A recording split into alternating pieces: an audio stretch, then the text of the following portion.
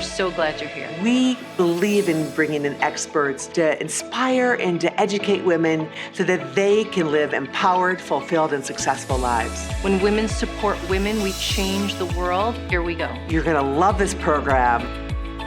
Our next guest has such powerful intuition and the ability to uncover and elevate the gifts of others. I know that's been my experience.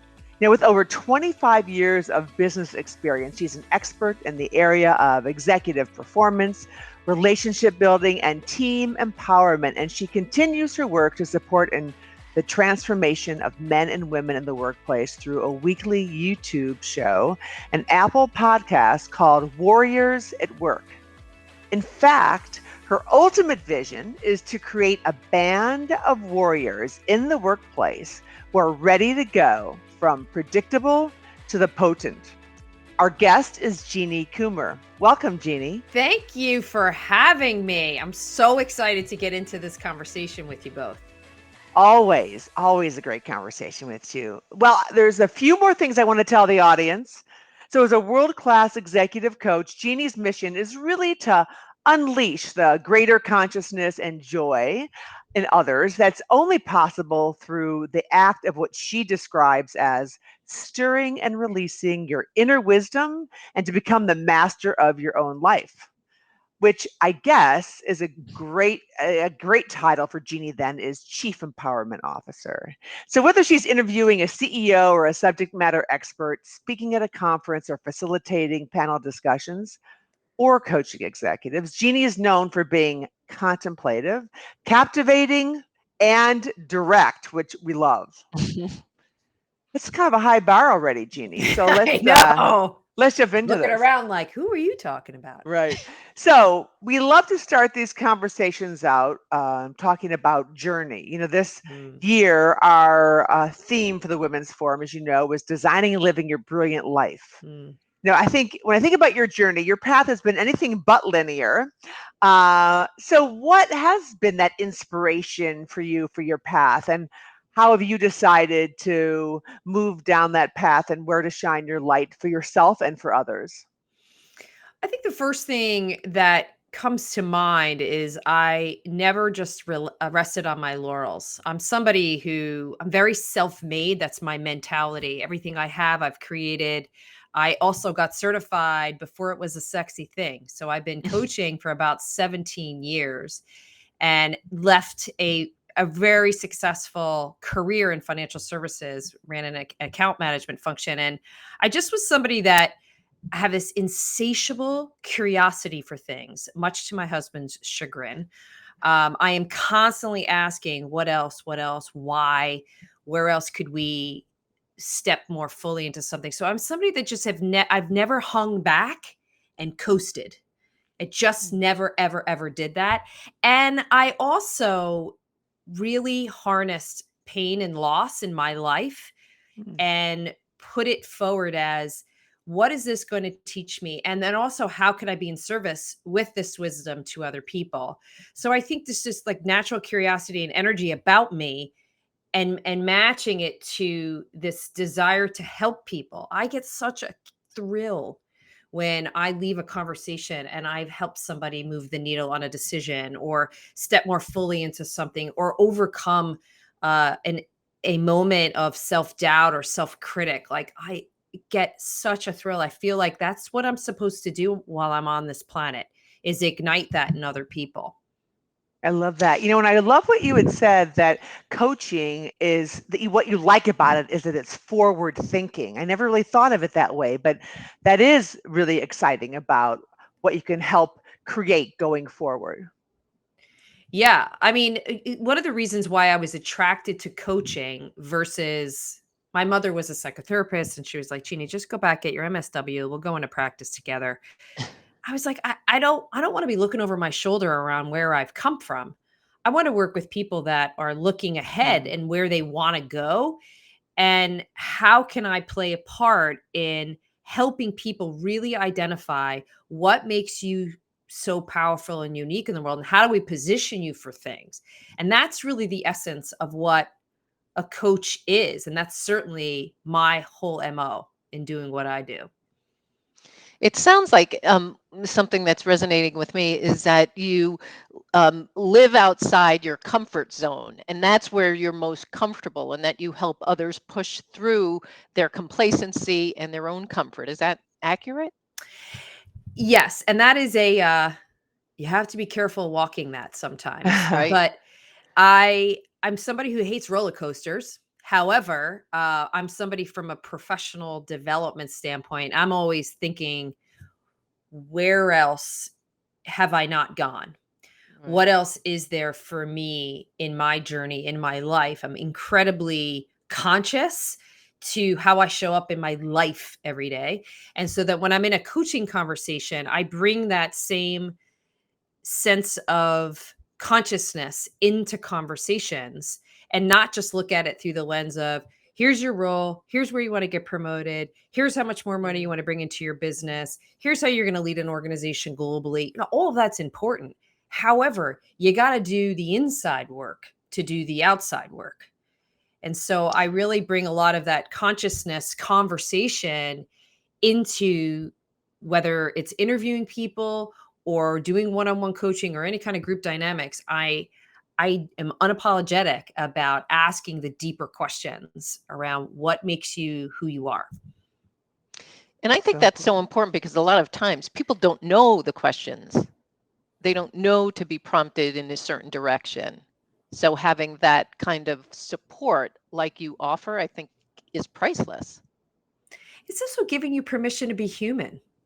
Absolutely. And I'm sure you both have seen this numerous times in your career in running a really successful organization. When you take pause and you ask the deeper self-reflective questions, there's always tremendous meaning and worth and value that comes from that. But you have to have the courage to go in and then Yeah. do something and action something from that externally. Yeah, absolutely. So I'm Yeah, going to pick up agree. on the word courage that you had just mentioned. And I'm curious about what inspires you, and I'll call you Chief Mm. Warrior Officer, to push past the boundaries and be more of who you can be and to serve others. It has been a work in progress. If you'd seen me earlier in my career, I was very indexed towards competence and being smart and savvy and good decision maker and making sure that my visibility and my brand all fit those things. But that's very externally focused. What I've learned in my life, and a lot of it came from, again, a lot of loss and grief and difficult times, I started to trust more of my internal barometer. And when I was trusting more of my intuition and my internal barometer and matching it to my curiosity and my cognitive skills, I started to have more success and more flow and more ease. And then I was like, oh, that's really what courage means to me. It's like I'm playing with the edges of my own narrative. And I'm not necessarily looking at my life through the lens of what everyone else wants from me, which of course that's important, especially if they love you and they support you. But what is it I want? How can I bring something forward again in that service mentality? I'm a big fan of sharing the wounds Hmm. and sharing the wounds for the sake of helping someone else, not sharing the wounds like, oh, look at my stripes, which again, some people would do that and there's no judgment there. That's you. But for me, I believe that it provides people an opportunity to explore their own humanity. And that's what makes you powerful and unique in the world. Yeah, I love that. You know, Nancy and I talk about this all the time, and not to be a victim of an environment, but don't you think some of your experience was you were in a very dominant culture that ultimately just really didn't resonate with you, and you had to manage your exterior and have Yes. that veneer and not allow that shell to be cracked? And maybe it's having the courage to all of a sudden go, wait a minute, this is not me. This is not how I want to be seen and live. And this is not aligned with what I believe I'm Yeah. here to do. Mm. Yes, that is so right on. And I think a lot of it, that's the beautiful thing about getting older. You have a lot Yes. more wisdom and a lot more willingness to say, I don't want to do that. But when I made a choice to leave the corporate role that I was in, it was an epiphany. I was on my way to Newark Airport. I was traveling a ton. I couldn't remember if I was going to San Diego or Atlanta. And I was like, I've completely lost myself in a job that I Mm. didn't really care about. I didn't care about a lot of the things that were happening on a daily basis. So I started to just ask myself the bigger questions and say, is this really what I want to do with my life? Am I showing up in the best possible way? No. Am I providing, a good financial living for my family, which I didn't even have any children at the time? I was like, well, yes, but I've never been one of those people that looks at that as the only success meter. It's much more around, how am I feeling? Do I have joy? Am I happy here? And if I were to make a shift, how would I do that? And by the way, at that same moment, my husband was in chiropractic school, reschooling as a chiropractor in this country. He was an osteopath in England. We had no money. I was taken from Paul to pay Peter. We had nothing. I almost had no business to be asking myself these questions, but I felt like this big empty hole in my heart. Like, I don't want to do this anymore. I've got to figure out how to make some changes here. And I knew and had found out a little bit about coaching, but it was uncharted waters. It was not even Mhm. well known in the US at that point. And when I did decide to leave, everyone thought I was out of my mind. What are you doing? Why would you do this now? And I just knew my capabilities. And I can't tell you how many times I must have said to my husband, you just got to trust me. I know we don't have any money right now, but you got to trust me. It's Hmm. going to be okay. It's going to be okay. It's going to be okay. Wow. Yeah, Would that takes courage, to Nancy's point, yeah. when she Yeah. mentioned courage. So how do you then, as a coach, how do you help others try to maintain that authenticity, to be vulnerable, to go inside and to step into that power, and to choose a more fulfilling a life that might be more purposeful and more aligned with their values? Yeah, and also a work in progress, right? When you're first getting certified and you're doing coaching work, you're taught frameworks and how you approach certain things and how you bring in other modalities. And it doesn't say that I don't do that, but what I to do now is when I'm first engaging someone, and I do this also when I'm considering interviewing somebody. You both know this, right? When you're first before someone else, I ask the deeper questions. And one of the most powerful questions to ask is, regardless of their role, regardless of their scope, I'll ask, are you happy? I would Mm. say 50% of the time, if they cry, I know Hmm. we're about to have a really Hmm. deep conversation. Hmm. And I will get a lot of answers, especially for more senior people that have a very large scope of responsibility, both personally and professionally. That is a very scary word, because we've been conditioned to believe and behave in a certain way based upon whatever life we've created. So being happy isn't necessarily a priority. It's Hmm. more like, I'm providing, I have Right. some satisfaction, I have tremendous Right. acumen and accomplishment. Again, there is nothing wrong with that. However, if someone is reaching out to me and they want to have a bigger conversation about their true purpose, mission, and capabilities in the world, being happy and having a relationship to happiness and joy is very important to that process. And it also helps me to discern, is this a coaching engagement where I can have some success? Because if I'm just there more transactionally to move the needle on a promotion and stepping more fully into a role, I'll know that very early on.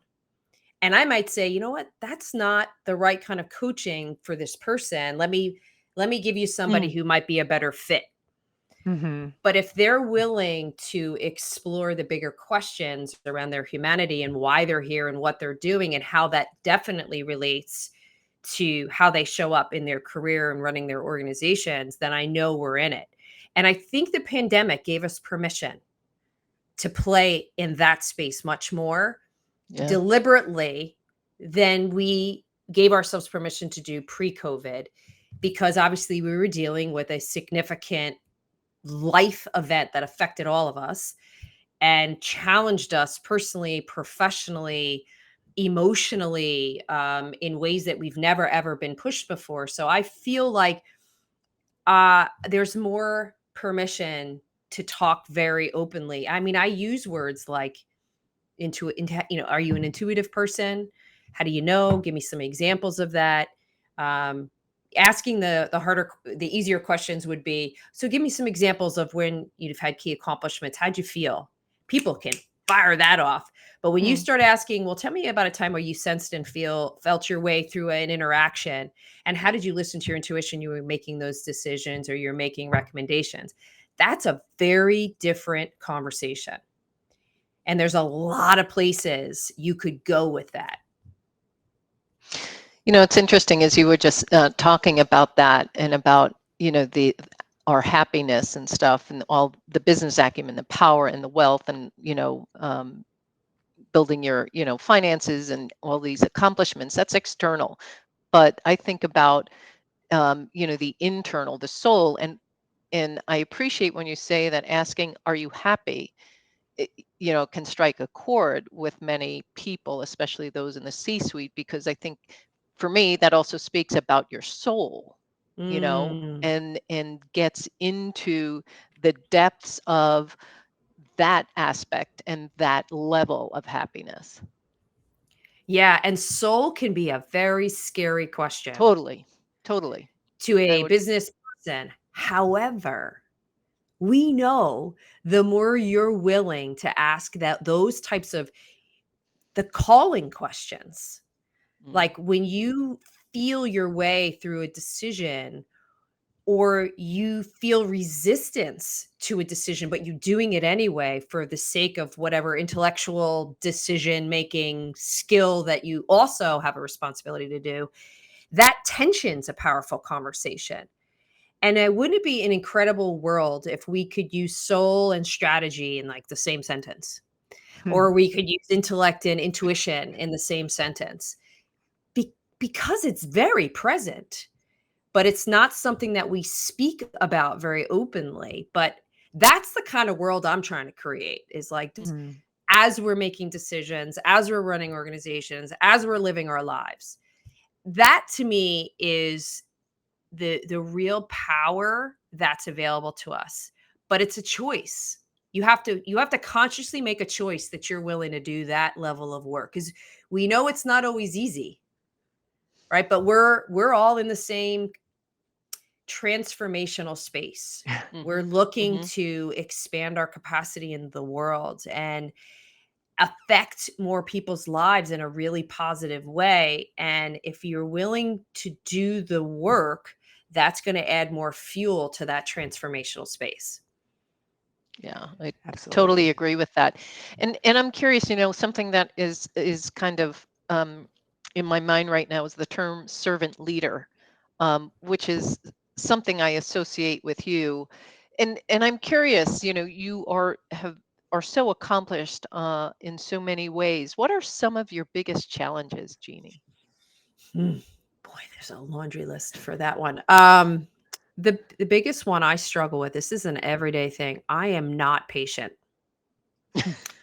I I'm not patient more with myself than I'm impatient with everyone else. I'm in the listening business, so I have to create a lot of space and time to hear people's soul stories and to really understand where they're coming from. So that's not where my lack of patience shows up. My lack of patience shows up for myself. Have I done enough? Have I helped enough people? When is my house going to be finished? And it also shows up because it makes me sometimes have unrealistic expectations for things. I will start, for example, I start 2022. I do this every year. I do a whole vision boarding thing. And the big questions I ask, I have all these things I'm going to accomplish and do. And then if I get to March and I haven't knocked off 50% of it, I'm like, The year's almost over. Seriously? what am I doing? Tick tock, tick tock. Let's get this going. And I'm like, but wait a second. I'm spending all day helping people to really just let's see where you made progress here. How are you feeling? How are you stepping more into this? What are some of your choices now? What is your thinking now? What is your decision now? So this is a lifetime battle where I'm constantly having to apply this amazing wisdom and advice I'm giving other people and put it back in my own space. But Mm. patience and unrealistic expectations is a lifelong challenge. Yeah, I share that expectation challenge. I was working with a coach, and we came up with the phrase. It's not the post-it note fell off. I had to put another one up, but saying I am enough. Mhm. Instead of just focusing on what I haven't done yet versus the accomplishments. To give yourself some grace since you're giving it away to others, right? You just reminded me of something that I learned along the way from a therapist. So I have a very loud inner critic, as we all probably have our own little inner critics. I actually named her. Her name's Alexis, and I brought it up. I have a lot of therapist friends, and I had a long conversation with her one night, and I said, "God, this inner critic, she's so loud, and she shows up at the most inopportune time." And I keep trying to like get her out of the equation, get her out of the conversation. She goes, "Well, you're doing it all wrong, Jeanie. Everybody's got an inner critic." How old is she? I said, "No, she's probably like 8 to 10 years old." But she's always like, "That, don't say that. That's gonna sound stupid. That's not gonna land right. Oh, did you just oh no, no, a lot of that stuff." And she said, "Well, hold on a second. That inner critic is designed to actually protect you. So I'm gonna reframe it for you. Don't throw her out, acknowledge her. Acknowledge her contribution to say, I know, little Alexis, you're here to help me, but I'm the adult. I'm in charge. I got this." And so that also is something I am in constant dialogue with my inner critic. Whenever I do anything where I'm trying to play bigger or I'm trying to be quiet instead of offering advice, or anytime I'm trying to shift or challenge myself, she shows up. Hmm. So I've been doing that as I just have a lot of dialogue with her saying, I got this. I thank you. I know you love me. And I know that's why you're trying to help me edit myself. But I need to either have this experience or I'm okay. I got it. Thank you. And so she helped me to make peace with her. But she showed up yesterday for something that I was doing right before I was about to do this really, really large event. I was in my office, as I always do, like 5 minutes before I get into like a quiet space. And I was like, "Oh, she's there. Don't do this. Don't do that. Don't forget to do I did that. I got it. I'm okay." So that's Yeah, another thing I always struggle with. works in progress, right? Yes, Um, exactly. let's go We all back are. to your superpowers. I think it's a good shift, right? Okay. So I think intuition has to be one. What are some of your other like top superpowers, do you feel? I was called a professional truth teller once, and I loved it. Mm. I was like, yeah. So that and called me compassionately confrontational. And I was like, at Yeah, first that's good. I was like, That's wait, great. oh, that's actually pretty good. But my superpower is my ability to combine those two things. So I'm a sensor and a feeler. I can pick up very quickly what's going on underneath the surface. So my intuitive skills are really, really sharp.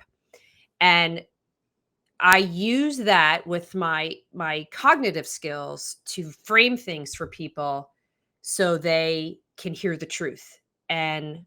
sometimes they don't want to hear it, and sometimes it's painful, but I do it in a way that is respectful and loving, but I tell the truth, and I that has gotten me in some hot water before. And I'm at a place now in my life, particularly when I'm working and I'm contracted by large organizations. I need to be honest and tell the truth. And I'm okay with that now. As long as I'm conscious that I'm in my integrity, it's in Mhm, service, mhm. Right, and I'm right, doing it in a compassionate and loving way, I'm okay with that. right. And Especially when you're just trying to be a resource and supportive. The truth telling is really a message that you feel will help them move forward in a more meaningful way, right? Yes. And often I would call out something that, politically they can't call out, or they've had some fear about naming. And I've, a lot of my success is because they know they're going to get somebody that I'm not going to just, okay, I'll do Sugarcoat it it. the way Right. else. No, we're going to work together and make sure that we're uncovering. And I got more courage around that when I had some tough coaching engagements where I was brought in and they weren't honest with me around the expectations. So I uncovered some things that were not honest and not in my integrity or the firm's integrity, and I let myself go from the job and said I'm not the person for this. And it wasn't good for them as an organization. It wasn't good for me, but it got me to really get clear around, why is someone hiring me? What is it you really want to have happen? And this is who I am. This is how I'm going to approach this. Does that work for you? And sometimes it's a no, and I have to be okay with that. Right. But I'm always very conscious of, I got to be me, and this is my path. This is my gifts. And if we're really going to get people to open up and go down the soul story path, I have to represent that in the best possible way. So I had to get really comfortable with that. And that took some courage. Hmm. That's interesting.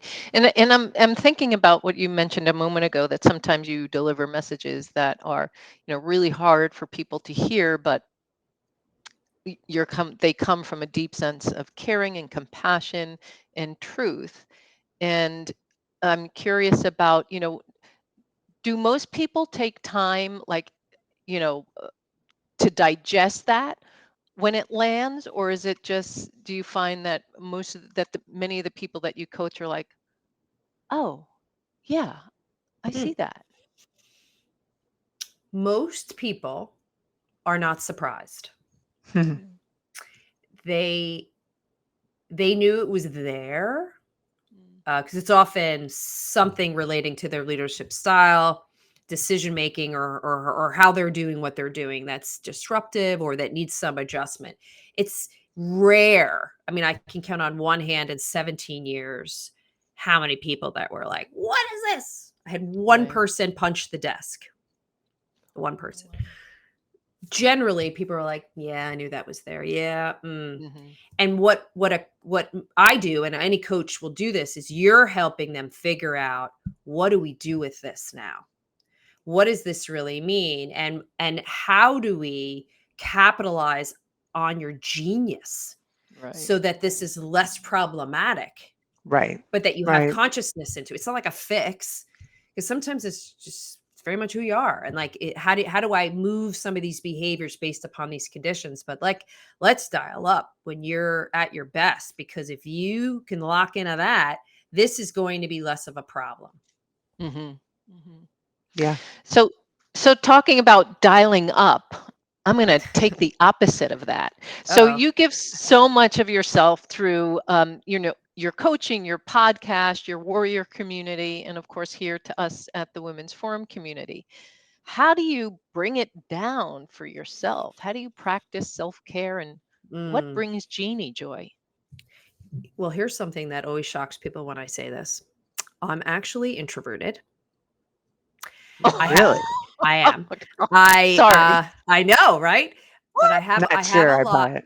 I have a lot of extroverted attributes, but I am somebody who, I have to have quiet, and I have to have quiet before I'm doing anything big, but also a lot of decompression time. So like when we finish here, I won't talk for about 30 minutes. I won't do any electronic. I will literally just sit quietly and let whatever marinate. So that's something I recognized about myself about 7 years ago, when I was doing a lot of traveling and I was doing these large group sessions, and I couldn't figure out, while I was so exhausted. I mean, like exhausted on a deep level. Plus, I have this ability to sense where people are. So sometimes I'd be taking on their energy and their stuff, and I couldn't figure it out. So I found that out about myself. So that's the first thing is I'm very conscious to my energy level. The second thing, I'm a big journaler. Every day, don't miss it. I sit with a book and my coffee, and whatever comes up, comes up. And I have a particular practice that I do in there where I'm very conscious of things that I've accomplished, things I'm grateful for, but things that I've also want to create for my life, for my children, for my husband, for my friends, anything that's top of mind for me. And then the third thing is I I have brought some people into my community, my personal community, to help me with my physical, which is I have a functional doctor that I work with. So I'm on about 10 or 11 different supplements on a daily basis. So I do blood work with her every 6 months. I also just recently brought in, I'll call him a spirituality coach. Hmm. So we have big spiritual what if, why conversations. It's fascinating. He's a Buddhist. Fascinating to talk to somebody who Mm. has that lens. And then the other thing that I do is I ask for help. And this is probably something that should have gone on my challenges list. I'm not great at raising my hand to say I'm overwhelmed, I'm scared, I don't know what to do. I was raised in a family where I had to be very, my mom called it counter dependent, where she thought, I think she was raising us to be independent. But what ended up happening is a very difficult time asking people to help me Mm. or acknowledging that I might not be in a great place. So now I've gotten more comfortable with that. And those things keep me aware of my energy level, where my head is, where my heart is, what I can be for other people versus what I need to be for myself. And, I shared with both of you, and I don't mind talking about this, is a couple of months ago, I called a timeout on my Mm. life. And I have never in 17 years canceled a business trip because I wasn't feeling mentally and physically strong. And I did that, and I had to. I was beyond fatigued. I was beyond anything that I'd ever experienced in my life, but I had to have the courage to say, I'm not okay. I'm going to be okay, but I need to take some time away from my life for a couple of days and have a very understanding husband and family. And then I had to come back and make adjustments to my life, recognizing that my energy was going to take a while to come back. Mm. And then maybe I wasn't going to come back as I was pre all of this. Mhm. Mhm. So, Mm. and that's still a work in progress. I'm certainly not, I think, at the energy level that I was at before, but I've also made some changes. But self care is a non negotiable to me now. I like simple things like I'll lay down in here, like grab a pillow, I'll take 10, 15 minutes. Um, I would never do that before. I, definitely am a Right. big Right. walker, a nurture person, nature person, but all of Good for that's you. my self care. Yeah, well, Great. we all deserve that, and it's all just investing in ourselves so we can even be more uh, to others and ourselves, right? So, Mm. so you're so intentional in these choices you're making with your self care and just to support others. Now, how have you been intentional with your finances to make sure, especially as an entrepreneur, taking the leap in terms of being responsible to build and manage your financial resources to support your life? That was one of the hardest things for me. So as I mentioned, I grew up in a financial services company. I thought I knew like money management, and I realized pretty quickly, no, I'm not so great at it. And I was introduced to a financial advisor about 15 years ago. And I remember having a lot of embarrassment. Do I have enough money for her to manage? Because I had just left corporate. And as I shared with you, we were really struggling financially to figure it all out. And I didn't think that she would take me on because I was like, well, I'm not making enough yet to Mhm. warrant that. And I realized very quickly with just sitting down with her, she and her husband and wife team with a large firm. And I realized that, wow, she can help me more than just manage my money. She was educating me. She was helping me make better life decisions. And at the time when we brought her in, my oldest was only 2 years old. And I realized, and I had to be very honest with her. It felt a little bit like a kind of like a therapist relationship. Where Absolutely. I was Yeah. like, Yeah. Wendy, I'm not great at paying bills. I'm not great at managing my finances and paying credit cards. I love to buy things and spend too much. I have a shoe problem. I have a pocketbook problem. And so she helped educate me on how to think differently. Because then, if I could think differently, my behaviors would follow suit. And some of the most important life decisions I have made in the last 15 years, she was one of the first calls I would make when my husband was going through a medical challenge. I called her from the hospital and said, Wendy, what should I be thinking about? And she knew, obviously, my history. She knew everything. And she is probably one of the most important relationships in my life. She calls me periodically just to see how I'm doing. She helped me figure out, how we were going to pay for Sloan's college, how we were going to pay for Shannon's high school, how we were going to fund this house.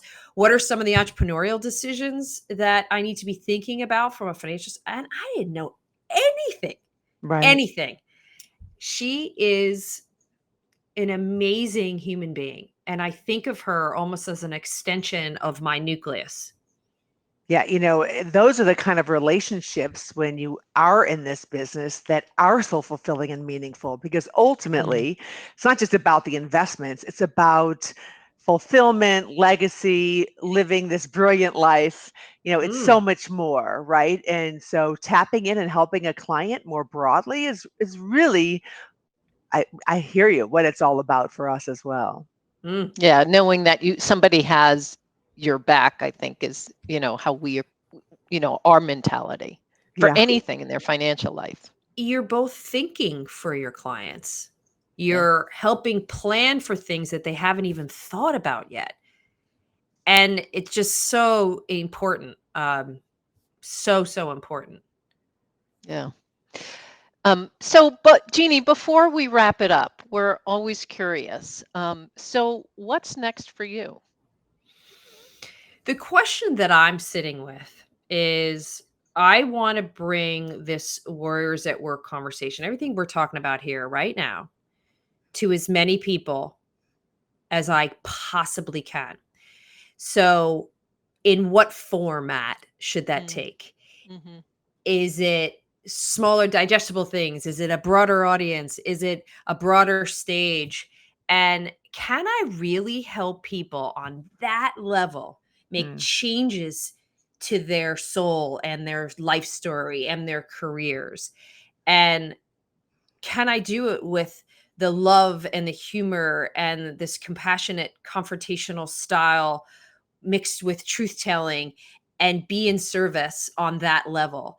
And so that's the place that I'm playing in, is where I am now, where I want to go. What does that gap really look like? And who are the people that are going to help get me wherever that is? Because there's a lot of ideas out there on what that is. And how can we create an environment where we all succeed, we're all happy, we're all fulfilled, and bringing people into that journey that believe in that philosophy.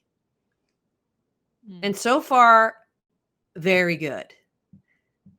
That's Great. great. Well, we love your videos, the engagement you have.